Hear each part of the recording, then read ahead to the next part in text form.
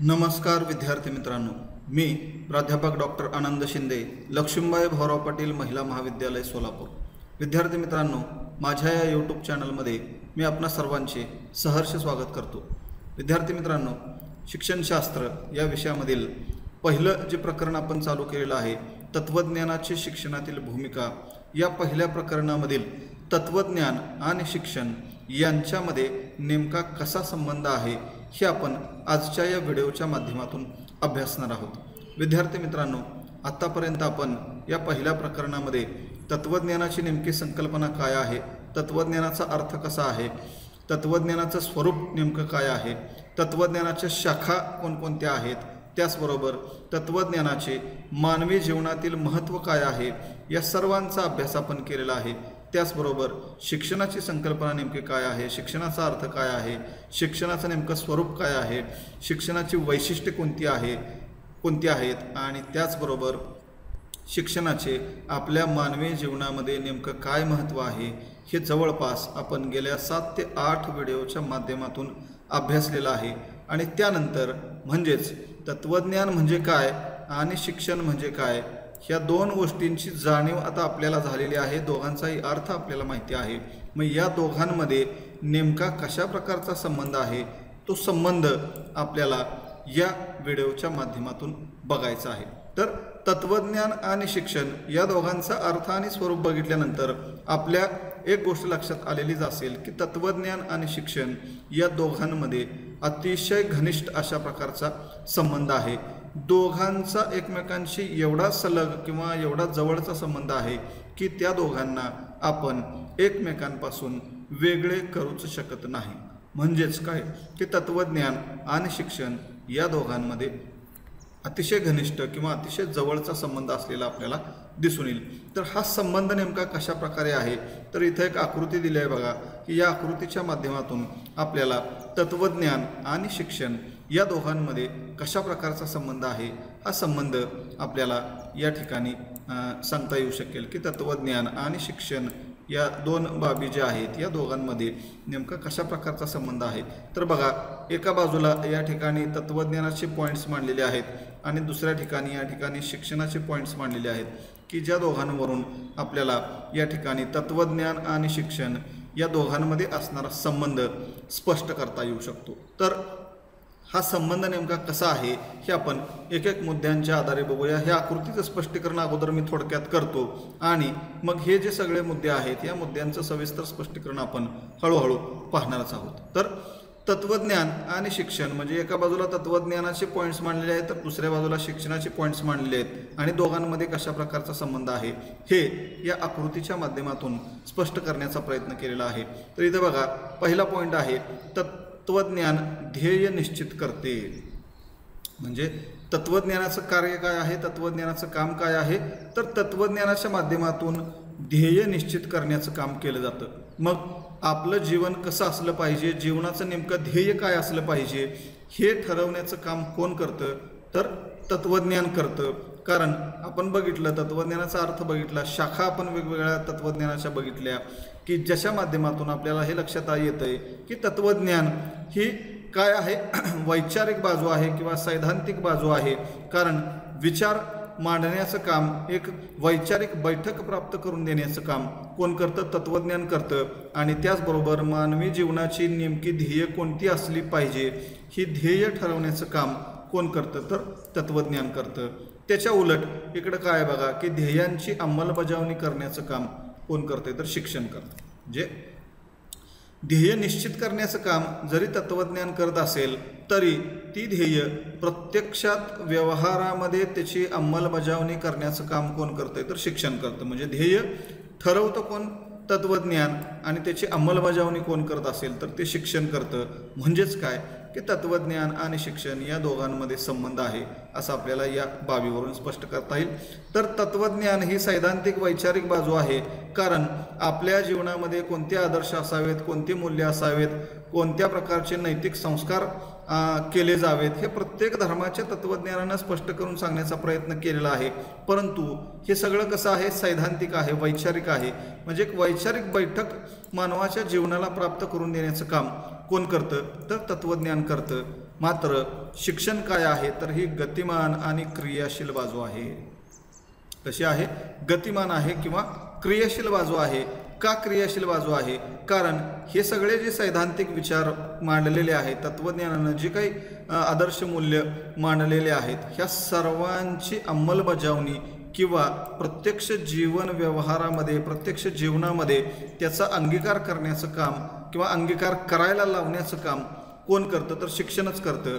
कारण शिक्षणाच्या माध्यमातूनच आपण हे आदर्श मूल्ये जी आहेत ती विद्यार्थ्यांमध्ये रुजवण्याचा प्रयत्न करत असतो। म्हणून तत्वज्ञान ही वैचारिक किंवा सैद्धांतिक बाजू आहे, मात्र शिक्षण ही अतिशय गतिमान आणि क्रियाशील बाजू आहे, कृत्यात्मक बाजू आहे। कारण प्रत्यक्ष कृती करण्याचं काम कोण करतं? शिक्षण करतं। इथं फक्त विचार मांडण्याचं काम केलं जातं तत्वज्ञानाच्या माध्यमातून, मात्र शिक्षणाच्या माध्यमातून प्रत्यक्ष क्रिया केली जाते, प्रत्यक्ष कृती केली जाते।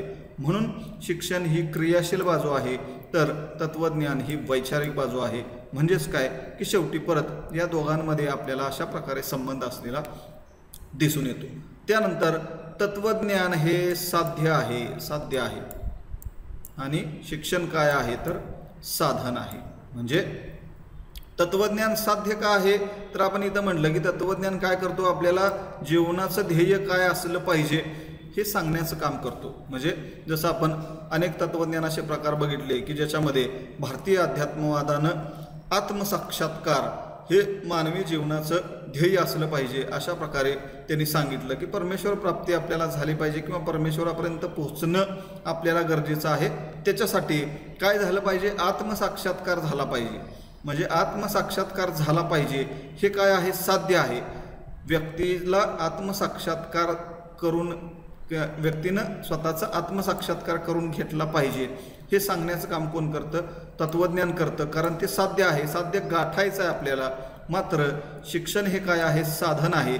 कारण भारतीय अध्यात्मवादानं जे सांगितलं की व्यक्तीला आत्मसाक्षात्कार झाला पाहिजे, म्हणजेच काय की व्यक्तीला स्वतःची ओळख झाली पाहिजे, मी कोण आहे हे समजलं पाहिजे, परमेश्वर कोण आहे हे समजलं पाहिजे, माझा आणि त्या परमेश्वराचा काय नेमका संबंध आहे हे समजलं पाहिजे, आणि त्या परमेश्वरापर्यंत, परमात्म्यापर्यंत जर पोहोचायचं असेल तर नेमकं काय करायला पाहिजे हे सांगण्याचं काम कोण करतं तर शिक्षण करतं। म्हणून शिक्षण काय आहे? साधन आहे। या साध्यापर्यंत घेऊन जाण्याचं शिक्षण हे साधन आहे। कारण तत्वज्ञान केवळ वैचारिक बाजू आहे, फक्त असं झालं पाहिजे, हे केलं पाहिजे हे सांगण्याचं काम कोण करतं? तत्वज्ञान करतं। परंतु प्रत्यक्षात त्याचं कार्य करण्याचं, कृती करण्याचं किंवा अंमलबजावणी करण्याचं काम कोण करतंय? शिक्षण करतंय। म्हणजे ह्या साध्यापर्यंत पोहोचण्याचं साधन कोण आहे तर शिक्षण आहे। कारण जसं भारतीय अध्यात्मवादानं तत्वज्ञानाचा अंगीकार केला किंवा तत्वज्ञान सांगितलं, तशाच पद्धतीनं हे तत्वज्ञान व्यक्तीच्या जीवनामध्ये उतरवण्यासाठी शिक्षण पद्धतीसुद्धा सांगितलेली आहे।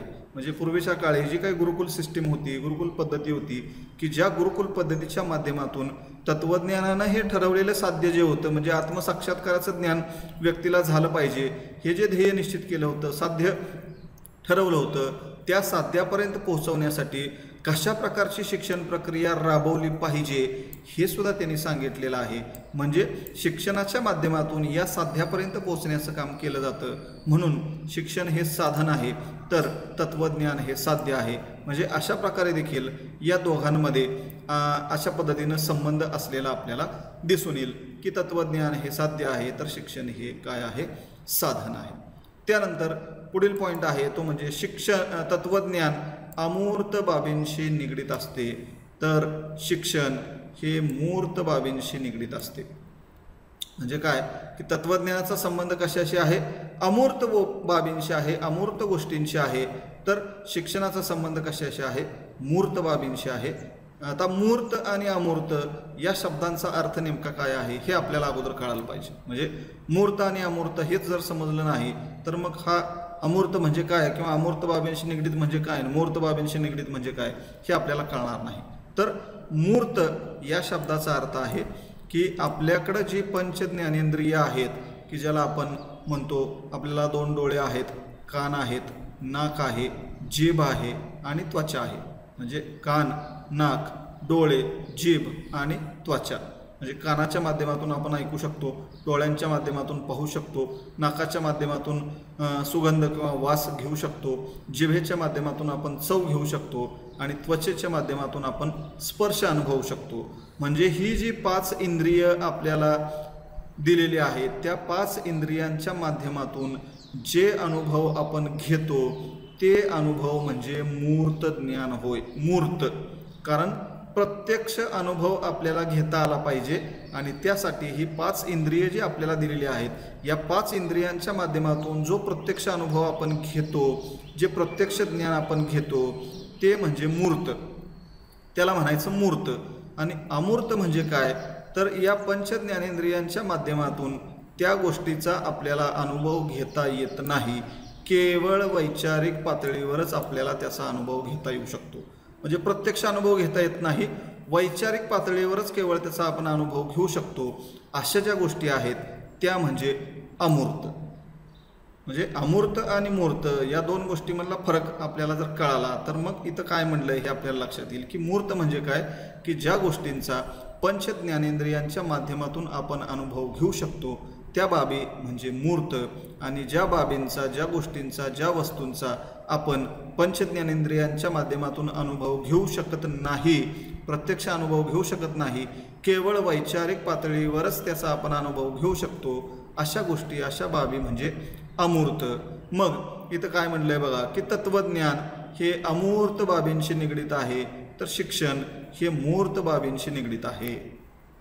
म्हणजेच काय की तत्वज्ञानाचा संबंध कशाशी आहे, अमूर्त बाबींशी आहे, तर शिक्षणाचा संबंध हा मूर्त बाबींशी आहे. असं का म्हटलंय, तर ज्या काही तत्वज्ञानाच्या शाखा आपण बघितल्या की ज्याच्यामध्ये भारतीय अध्यात्मवाद असेल किंवा निसर्गवाद असेल, आदर्शवाद असेल, कार्यवाद असेल, वास्तववाद असेल, अस्तित्ववाद असेल, या सर्व ज्या काही शाखा आपण बघितल्या की ज्याच्यामध्ये आपण बघितलं की प्रत्येक त्या तत्वज्ञानाच्या शाखेनं किंवा प्रत्येक तत्वज्ञानाच्या संप्रदायानं काय केलेलं आहे, आपापलं तत्वज्ञान स्पष्ट करण्याचा प्रयत्न केलेला आहे.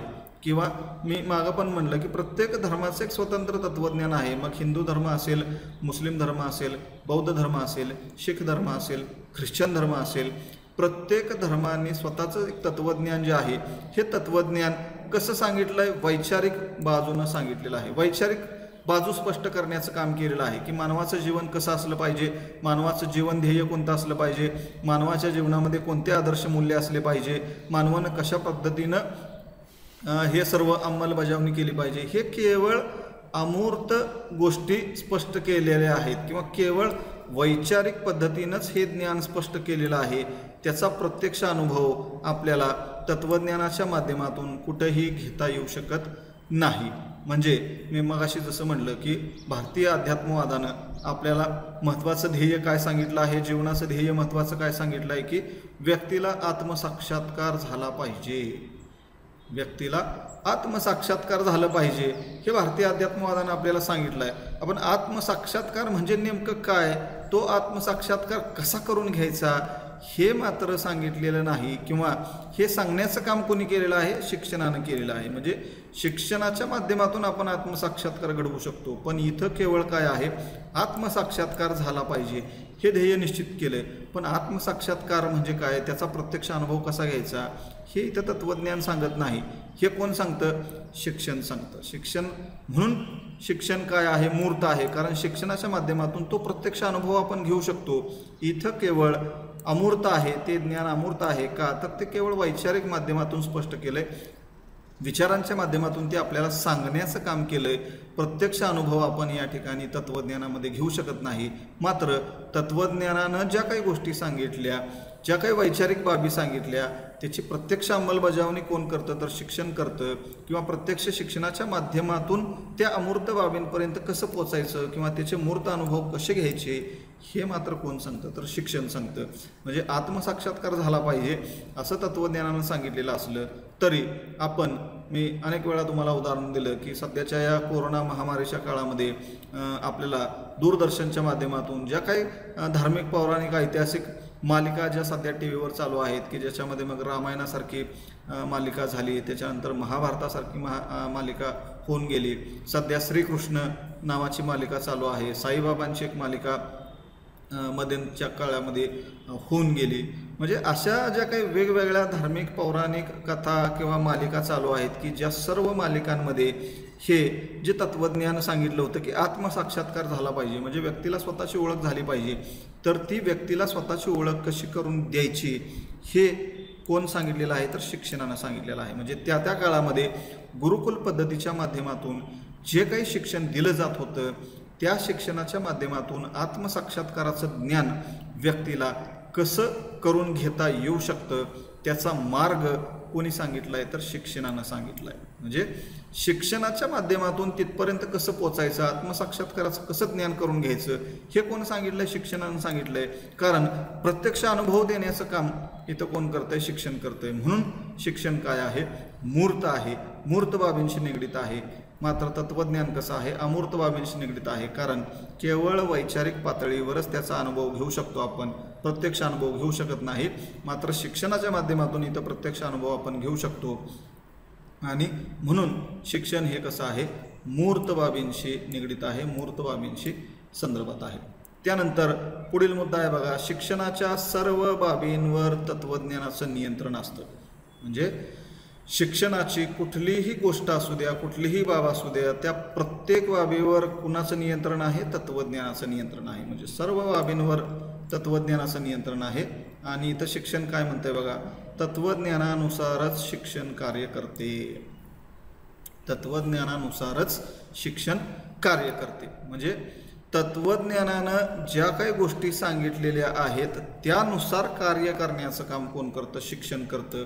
आणि तत्त्वज्ञान काय करतं इथं, तर शिक्षण कसं असलं पाहिजे ते सांगण्याचं काम करतं। शिक्षण कसं असलं पाहिजे हे वैचारिकदृष्ट्या स्पष्ट करण्याचं काम करतं। मात्र तत्त्वज्ञानानं ज्या काही सांगितलेल्या गोष्टी आहेत त्यानुसार शिक्षण काय करतंय, त्याचे प्रत्यक्ष कार्य कृतीमध्ये आणण्याचं काम करतंय, प्रत्यक्ष अंमलबजावणी करण्याचं काम करतोय। म्हणजेच काय की तत्त्वज्ञान आणि शिक्षण या दोघांमध्ये अतिशय जवळचा संबंध असलेला आपल्याला इथं दिसून येईल। म्हणजे शिक्षण आणि तत्त्वज्ञान या दोघांच्या मध्ये अतिशय घनिष्ठ आणि जवळचा संबंध आहे हे याच्यावरून आपल्याला स्पष्ट करता येऊ शकतं। कारण शिक्षणाला आकार देण्याचं काम तत्त्वज्ञान करतं, शिक्षणाला आकार देण्याचं काम तत्त्वज्ञान करतं। त्याचबरोबर शिक्षणामधल्या अनेक प्रकारच्या समस्यांची उत्तरं शोधण्याचं काम कोण करतं, तर तत्त्वज्ञान करतं।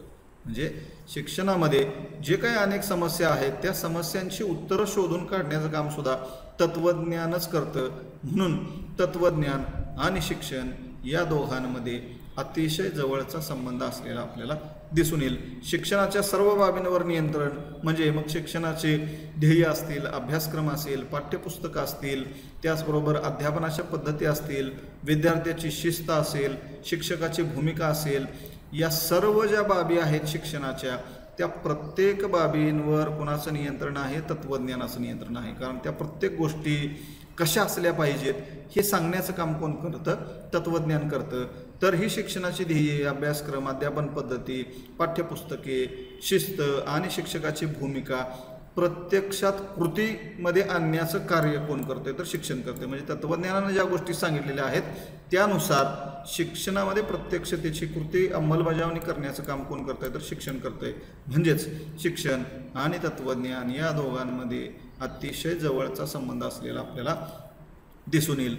त्यानंतर अजून पुढचा एक मुद्दा आहे बघा की प्रत्येक तत्त्वज्ञ हा शिक्षण तज्ञ असतोच, प्रत्येक तत्त्वज्ञ हा शिक्षण तज्ञ असतोच। म्हणजेच काय की ज्या ज्या तत्त्ववेत्यांनी आपलं तत्त्वज्ञान स्पष्ट करण्याचा प्रयत्न केलेला आहे, मग ते अध्यात्मवादाचं तत्त्वज्ञान असेल, आदर्शवादाचं तत्त्वज्ञान असेल, निसर्गवादाचं तत्त्वज्ञान असेल, कार्यवादाचं तत्त्वज्ञान असेल किंवा आणखीन वेगळ्या पद्धतीनं जे काही आपलं स्वतःचं तत्त्वज्ञान सांगण्याचा प्रयत्न केलेला असेल, तर त्या प्रत्येक तत्त्वज्ञानानं जशा पद्धतीनं आपलं तत्त्वज्ञान स्पष्ट करण्याचा प्रयत्न केलेला आहे त्याच प्रकारे त्या तत्त्वज्ञानाचा अंगीकार कसा केला पाहिजे त्याच्या संदर्भातली शिक्षण प्रक्रियासुद्धा त्यांनी स्पष्ट केलेली आहे।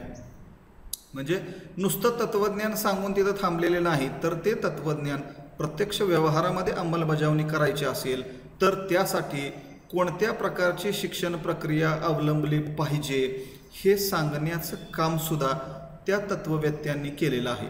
म्हणून इथं असं म्हणलंय की प्रत्येक तत्त्वज्ञ हा शिक्षणतज्ञ असतोच, कारण तत्त्वज्ञानाबरोबर ते तत्त्वज्ञान साध्य करण्याचा मार्गसुद्धा त्यांनी सांगितलेला आहे. आणि तो मार्ग म्हणजेच शिक्षणाचा मार्ग असतो की ज्या शिक्षणाच्या माध्यमातून तत्त्वज्ञान साध्य करण्याचं काम आपण करतो. म्हणून प्रत्येक तत्त्वज्ञ हा शिक्षणतज्ञ आहेच, कारण प्रत्येक तत्त्ववेत्त्यानं आपलं तत्त्वज्ञान साध्य करण्यासाठी शिक्षणाची प्रक्रियासुद्धा स्पष्ट केलेली आहे. शिक्षण कसं असलं पाहिजे हे सुद्धा सांगितलेलं आहे. म्हणून प्रत्येक तत्त्वज्ञ हा शिक्षणतज्ञ असतोच. म्हणजेच काय की तत्त्वज्ञान आणि शिक्षण या दोघांमध्ये अतिशय जवळचा संबंध असलेला आपल्याला दिसून येईल. म्हणजे समजा उदाहरणार्थ प्लेटो नावाचा एक तत्त्ववेत्ता आहे, तत्त्वज्ञानी आहे की ज्यानं आदर्शवादाची संकल्पना मांडली. आदर्शवादी तत्त्वज्ञान त्यानं मांडलं. म्हणजे एक राज्य आपल्याला आदर्श बनवायचं असेल तर त्यासाठी काय केलं पाहिजे हे तत्त्वज्ञानाच्या माध्यमातून त्यानं स्पष्ट करण्याचा प्रयत्न केला. मात्र ते आदर्श राज्य तयार करायचं असेल तर त्यासाठी त्या राज्यामधले नागरिकसुद्धा आदर्श असले पाहिजे, किंवा त्या राज्यामधली शासन व्यवस्था कशी असली पाहिजे आणि ती कुणाच्या माध्यमातून राबवली गेली पाहिजे, त्याच्यासाठी त्यानं शिक्षण प्रक्रिया देखील कशी असली पाहिजे हे देखील स्पष्ट करून सांगण्याचा प्रयत्न केलेला आहे. त्यामुळं म्हणजे त्यानं तत्त्वज्ञानसुद्धा सांगितलं आहे आणि शिक्षण प्रक्रिया देखील सांगितलं आहे. म्हणजे तो तत्त्वज्ञ जसा तत्त्वज्ञ आहे, तत्त्ववेत्ता आहे, तशाच पद्धतीनं तो काय आहे, शिक्षणतज्ञसुद्धा आहे. कारण शिक्षण प्रक्रियासुद्धा कशी असली पाहिजे हे सुद्धा त्यानं स्पष्ट केलं. म्हणजेच तत्त्वज्ञान आणि शिक्षण या दोघांमध्ये घनिष्ठ अशा प्रकारचा संबंध आहे हे आपल्याला या सर्व मुद्द्यांवरून स्पष्ट करता येईल की तत्त्वज्ञान आणि शिक्षण यांच्यामध्ये अतिशय घनिष्ठ संबंध आहे. आणि त्याच्याही पुढं जाऊन मग काही वेगवेगळ्या प्रकारचे शिक्षणतज्ञ आहेत, तत्त्ववेत्ते आहेत की ज्यांनी या ठिकाणी स्पष्ट करत असताना असं म्हटलेलं आहे की तत्त्वज्ञान आणि शिक्षण या काय आहेत, एकाच नाण्याच्या दोन बाजू आहेत. तत्त्वज्ञान आणि शिक्षण काय आहेत, एकाच नाण्याच्या दोन बाजू आहेत. म्हणजे सर पर्सिनन नावाचे तत्त्ववेत्ते आहेत, त्यांनी असं म्हटलंय की तत्त्वज्ञान आणि शिक्षण काय आहेत, एकच नाण्याच्या दोन बाजू आहेत. म्हणजे नाणं जसं असतं आपल्याकडं, मग ते 1 रुपयाचं, 2 रुपयाचं, 5 रुपयाचं कुठलंही नाणं असू द्या, की ते नाणं पुढील बाजू एक वेगळी असते आणि पाठीमागील बाजू एक वेगळी असते. म्हणजे दोन्ही बाजू सारख्या नसतात पण वेगवेगळ्या असते. परंतु दोन बाजू जरी असल्या तरी नाणं काय आहे, एकच आहे. तुम्ही असं बघा किंवा असं बघा, नाणं काय असणार आहे, एकच आहे. तशाच पद्धतीनं तत्त्वज्ञान आणि शिक्षण ह्या दोन वेगवेगळ्या जरी बाजू असल्या तरी त्या काय आहेत, एकाच नाण्याच्या दोन बाजू आहेत. म्हणजे नाणं एकच आहे, ते फक्त दोन वेगळ्या वेगळ्या पद्धतीने स्पष्ट करण्याचा प्रयत्न केलेला आहे.